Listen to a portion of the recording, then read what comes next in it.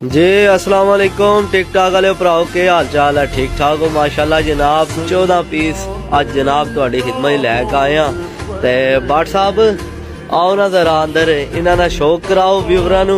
अस्सलाम वालेकुम। हाँ जी दोस्तों क्या हाल चाल है, ठीक हो? उम्मीद है सारे भरा ठीक हो। माशाल्लाह जनाब चीज़ां चेक करो, माशाल्लाह जी टोटल भाई जी 14 पीस ने। कसूरी मादी माशाल्लाह शौक करो व्यूअर्स।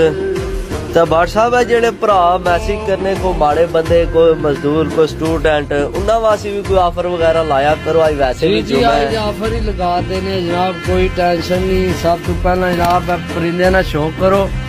तो दोस्तों आज जुम्मा मुबारक है, तुहानू बहुत बहुत जुम्मा मुबारक जनाब। 14 पीस भरावां वास्ते आज ऑफर है 450 रुपए पार। वाह जी वाह ठीक है, देख सकते हो 450 रुपए पार माशाल्लाह जनाब।